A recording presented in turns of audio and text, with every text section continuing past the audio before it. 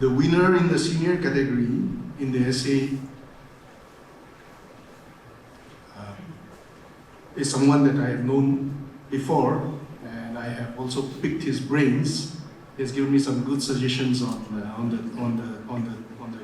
the topic also. And I'm only surprised that he's still here in Nagaland. Mr. Boka Rochil. He is the winner in the senior category of the essay for the Chalie Kevichusa Essay Contest 2025, the role and responsibility of citizens in caring for their city, town, village, moral obligations and practical solutions. Mr. Boka Rochil, Big Boka K. Rochil, is the winner, and the prize award is rupees 50,000. Please come up and receive your award, and also give a reading of your winning essay.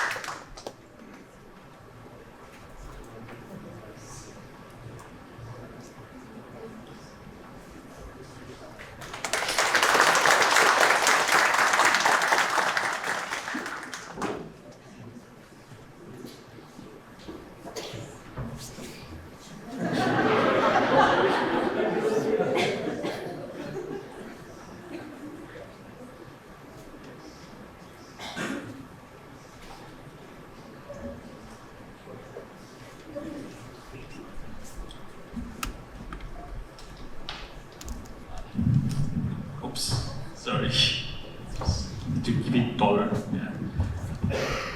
Hello. Good evening to you all. It's so lovely to see some familiar faces. I can see our DC sir here and our honorable, our secretary, Sir Kevichusa. I've worked with him, bugging him always, trying to do so many other this and that, and also many familiar faces from Team Better Dimapur.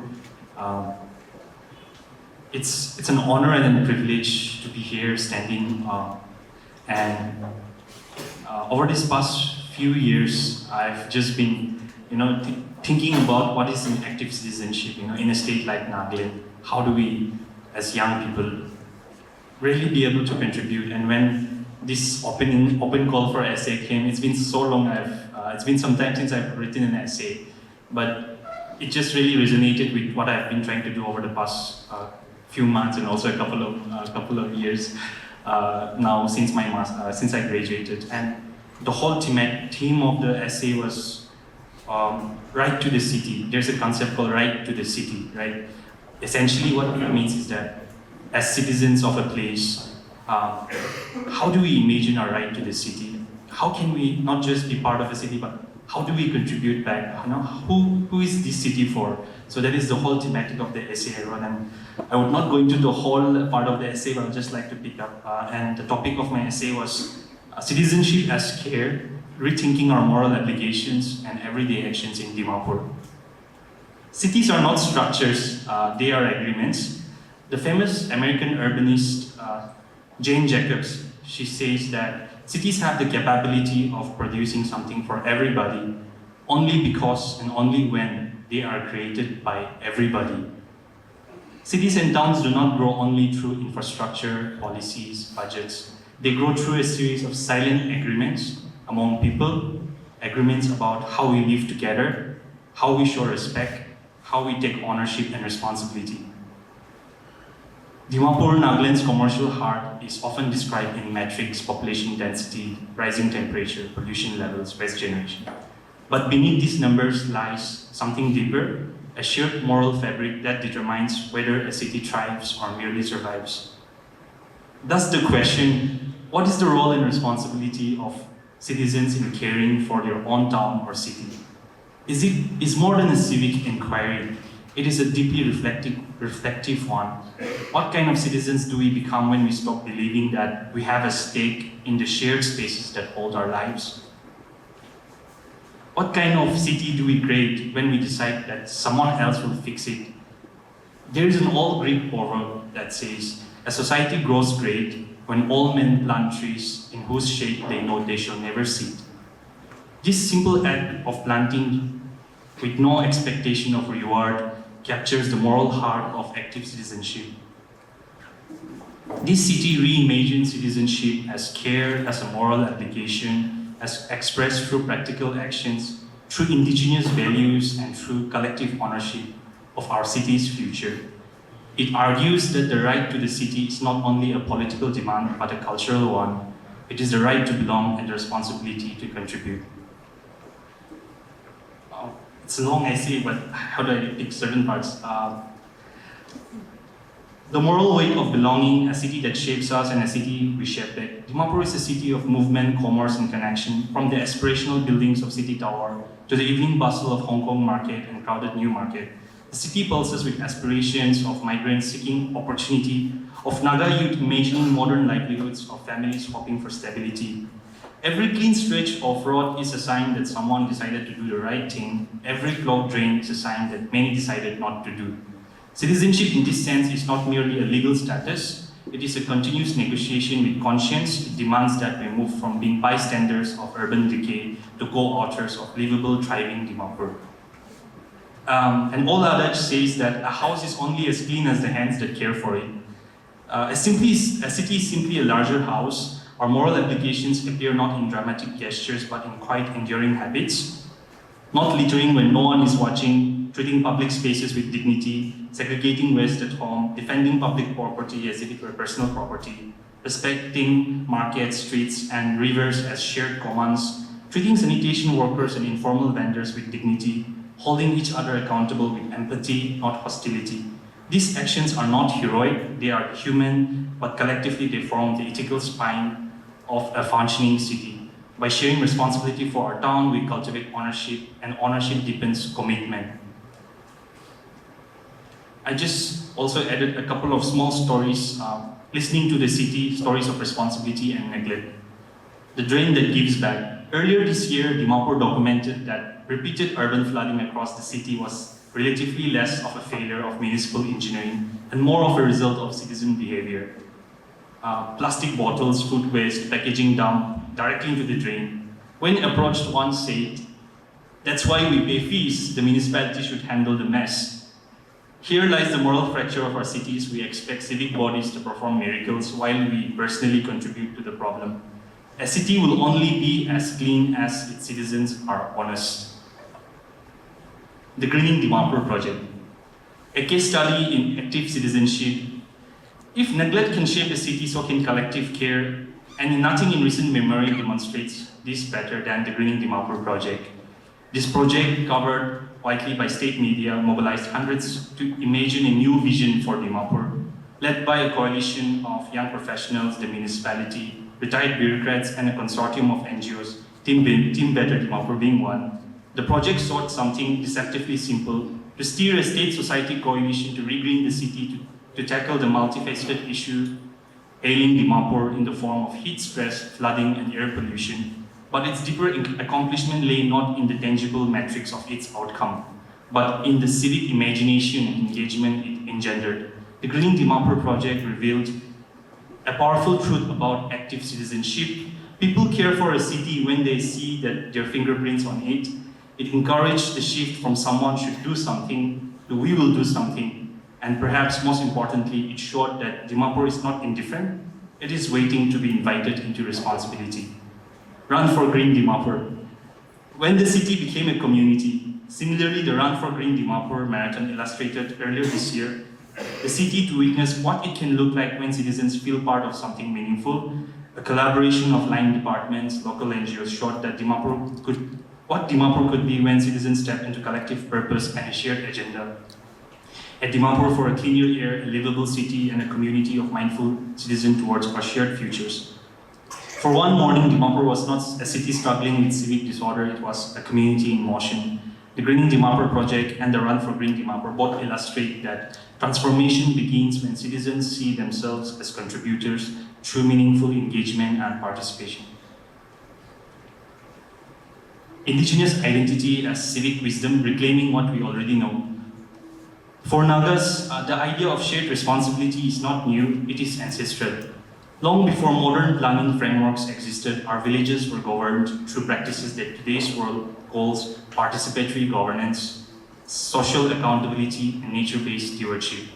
Morans taught collective responsibility. Community wealth in forests were not by enforcement alone, but by consensus, duty, and respect. Land was held in common trust. Decisions were shaped by dialogues that involved elders, youth, and clans. These are not relics, they are civic tools waiting to be revived.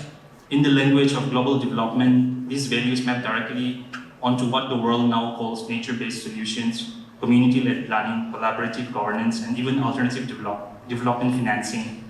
Areas where indigenous knowledge can provide leadership rather than merely compliance.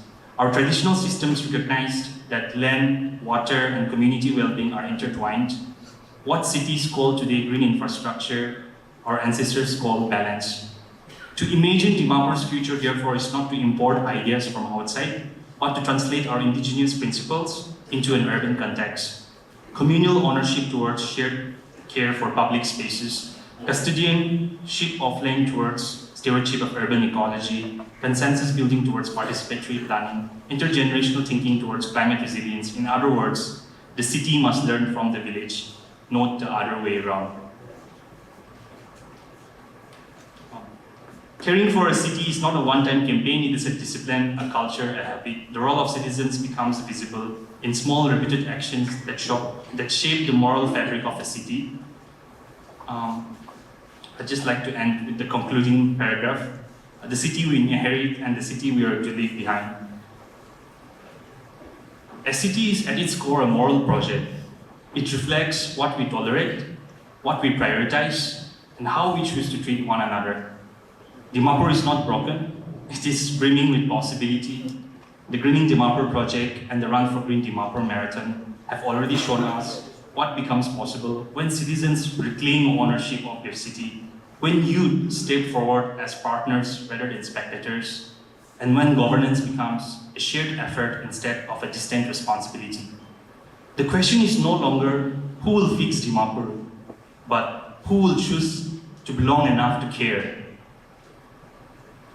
And this responsibility is not a one-time act of magnanimity. It is a daily habit shaped by our decisions, how we use our public spaces, how we dispose our waste, how we support one another, and how we imagine our future. Dimapur will not transform overnight, but it will transform the moment we decide that the city is not theirs to fix, it is ours to co-create. Every small act of responsibility becomes a brick in the foundation of a more livable, more human city. Every moment of participation, whether planting a tree, segregating waste, or joining a marathon for clean air, moves the city closer to the one we claim to deserve. Ultimately, the question is simple: what kind of city do we want to leave behind? Thank you so much.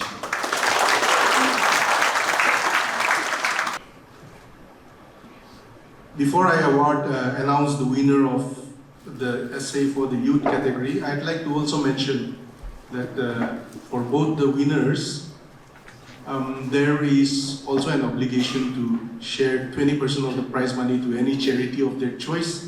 And before they will also be reading their essays, so kindly also mention the charity that you would like to donate to. So the winner for the youth category is Lipokenla Wali. May I ask you to come up and receive your award? Congratulations.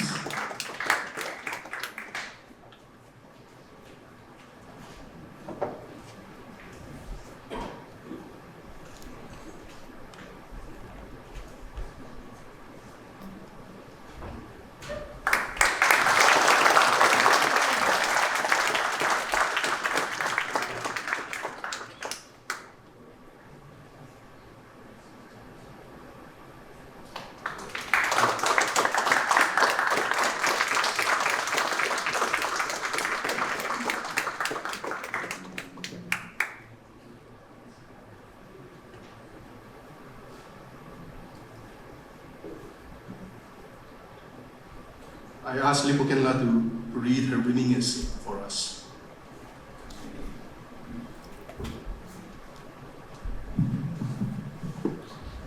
Praise the Lord. I am beyond thrilled and so grateful for this wonderful opportunity. I did not expect that I would win this essay, but all glory and honor to our living God.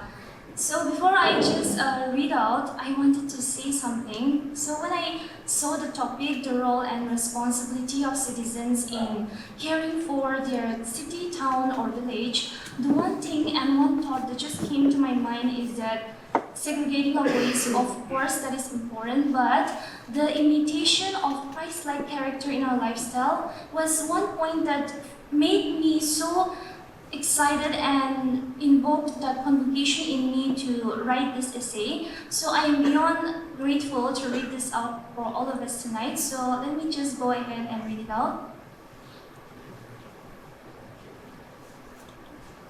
The morning light over the hills of Mukokchung always feels gentle and strangely sacred, as if the day is slowly waking up with a prayer of its own. There's something about the way the mist slips down the Mukongchukit road, almost like it's brushing against the roofs and trees, while flowing down towards the town. Women step out of their homes at dawn, sweeping their yards with the same rhythm they've used for years. The familiar sound of a broom on concrete mixes with the soft hymn drifting from a nearby church loudspeaker. It's not even 6 a.m., yet everything feels alive and calm at the same time. Down at Police Point, shopkeepers push up their shutters, greet each other half awake but smiling, and begin arranging their store for another long day. If someone looked at Mokokchung for the first time in this moment, they might think it's the most peaceful, disciplined, God-fearing town. And yes, it truly is beautiful. But beauty has a habit of hiding small things. And behind this morning calm lie tiny cracks, plastic bottles stuck in drains, the sharp smell of burning waste drifting from someone's backyard, and gossip traveling faster than any hymn. These things are not huge disasters, but they hint at something deeper, something uncomfortable. And that deeper question is this: in a place where Christianity is woven into our identity, what does it actually mean to be a citizen as a Christian? Not in theory, not in Sunday language, but in the dusty, noisy, imperfect reality of daily life. Jesus gives us a simple command in Matthew 22:37-39. Love God, love your neighbor. Many of us can recite it without thinking, but living it, that is where the real battle begins. Loving your neighbor doesn't always look like a big charity. Sometimes it looks like not throwing your biscuit wrapper on the road. Sometimes it looks like speaking kindly to someone even when your mood is ruined, or choosing honesty even when lying would be easier. These small habits might look insignificant, but they are the real proof of a Christian heart. Christianity is not loud, it is steady. The Bible also talks about stewardship, something we often misunderstand. In Genesis 2:15, God asks us to take care of the garden, which means we are caretakers of this earth, not owners. And Psalm 24:1 reminds us that the earth is the Lord's. If that's true, then the streets, hills, rivers, and drains of Mokokchung are not ours. They belong to God. And what do we offer Him? Drains choking with plastic? Smoke from burning garbage swirling into a blue sky God painted with His own hand? Trash piling behind shops? When we walk past these things casually, we reveal the truth. Somewhere along the line, we forgot that caring for creation is also a form of worship. Yet this isn't hopeless.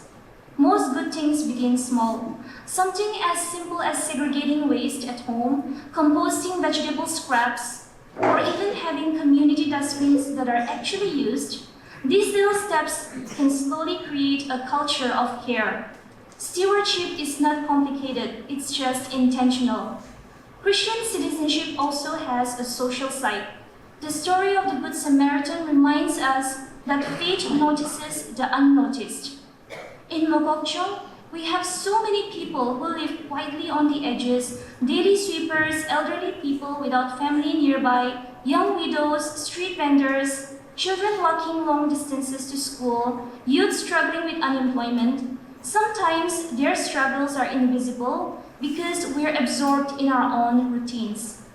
But when someone pauses to help an elderly person cross the road, or when a group of youths visits a lonely widow in their ward, Mokokchung's air changes a little. Compassion softens the atmosphere. Small gestures, nothing dramatic, because those are just human kindness that echoes Christ's heart. But here is the hard truth. Christianity becomes weak when we become lukewarm. Revelation 3:15-16 warns us about this. Lukewarm faith looks Christian on the outside, but lacks the fire inside. And unfortunately, lukewarmness is very easy today. We see it in digital life. People who lift their hands in worship on Sunday, but mock others anonymously or spread gossip online. Someone who posts verses online but might still tear down someone's reputation in private. That duality of faith in public but bitterness in private is exactly what Scripture warns against. Mokokchung is a spiritually rich town, yes, but spiritual richness doesn't automatically make us mature. Churches are everywhere, beautiful buildings on hillsides, youth fellowships singing with passion, women's groups organizing visits and cups of encouragement, festivals bringing entire communities together, and yet, after all these events, we still see the same problems. Litter, drains overflowing after every rain, piles of waste behind shops, smoke hanging over the town like a reminder of our negligence. This shows that our spirituality sometimes stays inside the church walls instead of flowing into daily life. The biggest attitude holding us back is the famous silent thought. Someone else will do it. Someone else will clean the drain. Someone else will keep the area tidy. Someone else will fix the problem. And ironically, someone else never arrives. Social media has worsened the situation. People complain online more than they act in real life. It's easier to write, "The town is dirty," in a status than to pick up one piece of trash. It's easier to criticize the youth or blame the government than to take responsibility. But there are possibilities. Imagine if each ward took full responsibility for its own cleanliness for 1 week or every month. Or if churches joined hands together, not once or twice a year, but consistently, declaring a monthly town-wide service day. These are not impossible ideas. They just require willingness. Churches in particular can lead a transformative and already try. Many churches here have cleanup days, charity drives, and social service activities. But if we look honestly, it's not enough. As a youth myself, I know this may sound like something people have heard too often. Yet I must say it, we need to do better. If we were doing enough, why are our streets still unclean? Why do misunderstandings and gossip continue? Why is harmony so fragile? Why does it feel like our spiritual talk is stronger than our spiritual walk? Churches don't lack willingness, they lack consistency. A cleanup day once a month is not enough unless the people carry that attitude every day. Real change comes when habits form, not when programs end. The youth of Mokokchung play a crucial role in this transformation. Many young people in our town struggle with unemployment, pressure, confusion, and discouragement. Instead of allowing frustration to turn into destructive behavior, churches can offer skill-building opportunities such as music training, computer courses, tailoring, small entrepreneurship guidance. Beyond skills, youth need mentorship in character, honesty, humility, patience, and responsibility. When young people see that their talents matter, they become hopeful citizens who contribute to society rather than withdraw from it. Loving the vulnerable is another strong Christian witness. establishing neighbor care groups in each ward, youth or church volunteers visiting the elderly, helping widows, appreciating sweepers and daily workers can help dignity. A town becomes healthier when its people are valued, seen, and cared for. Sometimes all someone needs is one visit, one cup of tea, one word of comfort. Then there is the slogan, Nagaland for Christ. We see it everywhere, written on vehicles, gates, churches, signboards. But the truth is, writing something doesn't mean living it. If Nagaland is truly for Christ, then honesty must replace corruption, humility must replace pride, and compassion must replace cruelty. Following Christ's footsteps means serving quietly, doing right even when it's hard, and living with integrity when no one is watching. Jesus washed his disciples' feet. In our context, maybe washing feet looks like refusing bribes, helping a neighbor without expecting anything back, or speaking gently in conflict. A real Christian civic revival, not a loud one, but a consistent one, could shape Nagaland. When churches, women's groups, youth teams, and ordinary families work together, cleaning streets, supporting the poor, mentoring students, encouraging good governance, the gospel becomes visible without needing to be spoken loudly. Christian citizenship is not a grand philosophy. It's a daily practice of caring for the environment, respecting people, speaking truthfully, helping the weak, acting fairly. And Mokokchung, with its deep spiritual heartbeat, has the potential to shine even brighter if faith steps outside the church and onto the streets. Worship must continue beyond hymns and sermons. It must appear in how we live, clean, speak, and serve. If we walk in the footprints of Christ, even imperfectly but honestly, Mokokchung will not only become cleaner or even more disciplined, it will become hopeful. A place where people can literally see Christ reflected in the way we treat our Lord and our land and our neighbor. And when that happens, our town will not just be beautiful in the morning light, it will be beautiful in spirit. Thank you so much.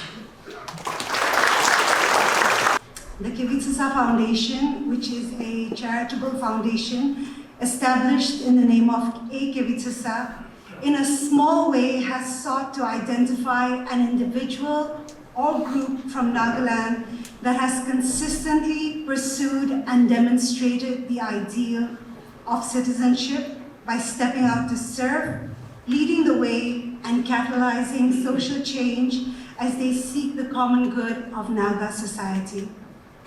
The Foundation's purpose in seeking such individuals or groups is to acknowledge and honor their role as citizens that are making meaningful contributions to our society. And it is our hope that this will encourage and inspire more noble citizens. The A Kevichusa Citizenship Award comes with a medallion, a certificate, and a check of Rs 4 lakh. Previous recipients of this award since 2017 are Mohamed La Jamer of Mother's Hope, Reverend Dr. Chingma Kejong, Reverend Dr. Wati Iyer, who is with us this evening, Ms. Dietono Nakro, Mr. Huzo Meru, Mrs. Nido Nyoangami, Reverend Yangar Wale, and last year, 2024, Miklak Ministry. This year's recipient of an award, of the award, is a group of very dedicated individuals who have exemplified what it means to take ownership of the shared space, which is our city, Dimapur. Since 2017, this group has been proactively involved in community service, leading the way in relief work, mobilizing sports meets, medical camps, but perhaps their most profound contribution in these past 9 years, and for which they are best known, is their beautification of our city, Dimapur.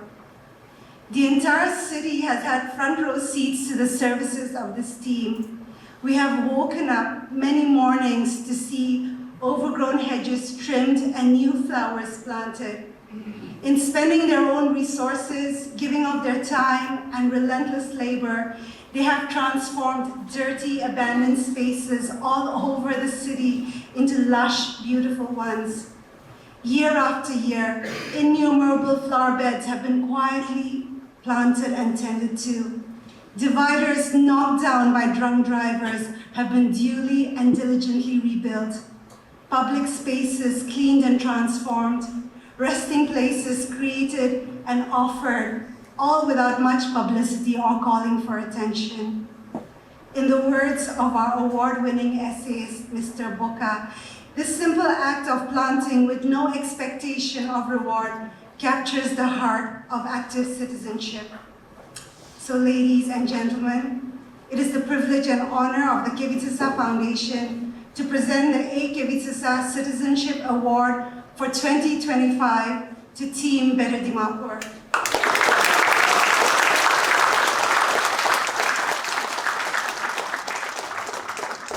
Before I ask them to come up to the stage, the media team will play a short video to highlight their works.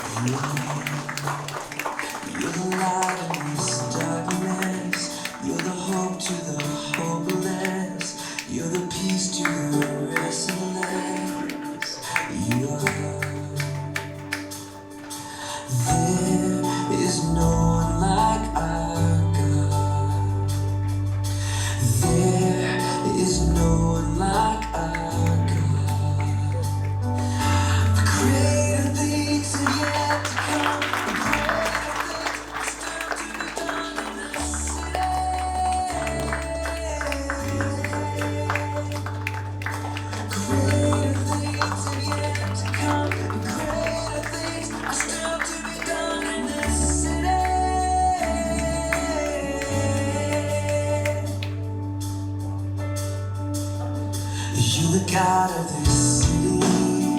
You're the King of this people. You're the Lord of this nation. You are. You're the light in this darkness. You're the hope to the homeless. You're the peace to the restless. Thank you for nominating Team Better Dimapur for the A Kevichusa Citizenship for the year 2025. We are truly, truly humbled and honored indeed. All glory to God. Before our President speaks, I would like to highlight a few activities of Team Better Dimapur. I'm sure you have all seen the slides shown earlier. Just let me highlight a few and introduce the core members present today. Team Better Dimapur comprises of 3 groups. One is a core group. We have 19 members in the core group. The second group is the Team Better Dimapur group, which has around 30 members. And the third one is the community group with around 500 plus members. How do you join Team Better Dimapur? Everyone can join our Team Better Dimapur to work for our city, to make our city clean, healthy, and green. You can follow us on Instagram, Facebook, or our contact number of our president is already there. You can, give your details, and everyone is welcome to join us. Before I go ahead, I would like to introduce our members, a few members who are present here today, who are members. Most of us are, career persons, professionals. So most of them have already, left for their destinations. Still, some are at their workplaces still. And, unfortunately, few of them are indisposed to attend this function. So I'll introduce from my left side, Mr. Adrian is the Assistant Joint Secretary, and he's the waste management expert in our team. Mr. Kevichusa Essay, a member of our team. Mr. Nzan Lota, he's a dance teacher in many reputed schools and colleges. Miss Wati Senla, she's also a member of our team. Mr. Ninoto, he's an entrepreneur plus a textile engineer. And our president, Onjan Humsoy, he's an architect and a landscaper. And I'm Abeni Lota, I'm a retired government servant.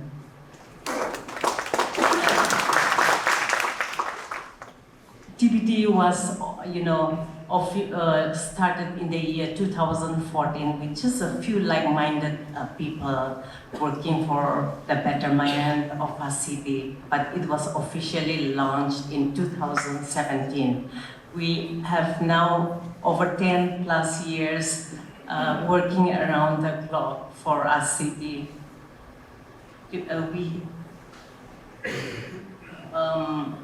Besides beautification of our cities and cleanliness of our city, from dump sites to beautification spots, we do plantations in and around Dimapur. Till date, we have planted around 3,000 plants around Dimapur and in other parts of our state. We organize sports meets for shelter homes once in 2 years, go for awareness campaign on cleanliness in school, colleges, churches, and market areas. We do medical camps for the less fortunate and the sanitation workers of our city. we do the decorations, go for carols, and we, take pride in, sometimes decorating and putting warm lights in the cemeteries. Team Better Dimapur has a dream, and I want to share it with you. We have a dream to make our city a garden city. Though we cannot make our city like a garden in the city like Singapore, I know we can do it. We can make a garden in a city. So we would like all of you to partner with us in any possible way. We are thankful for many beautiful souls who comes along our way as we work and as we face so many challenges. We have beautiful souls, helping us in different ways, coming and providing us with water, lunch, or helping us, joining us in our social work. And one of the I would like to mention is the Kingdom Culture Church. The Kingdom Culture Church has been helping us with an amount of 5,000 every month, and that is the only fund we have as we work. And we are proud to tell you that we are the only organization working for free with an unpaid salary. And we do it because we love our city. And I would also like to mention that we come from different ages, but that does not have any barrier with us, amongst us, because we work and our focus is to make our state, our town, a healthier, cleaner, and greener place for everyone to enjoy their life. We are proud to say that many community and many groups have started joining us in our social works. And as winter approaches, we have a challenge in maintaining our plants and flowers. We need watering our, parks and plants. So I would like to invite and request each one of you to help us in any way or join us as we face these winter challenges of making our plants survive.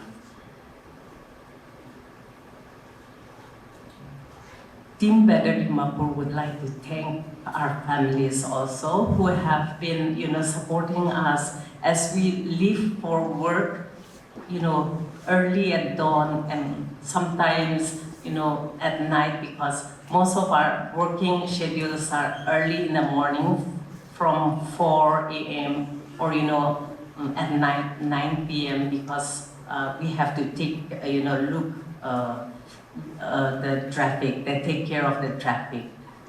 Thank you to our families and everyone who have been supporting us in every way. Thank you, the Kevichusa Foundation. A blessing, may you grow more and more and be a blessing to many groups of talents and excellence, making milestones along the way. Thank you so much.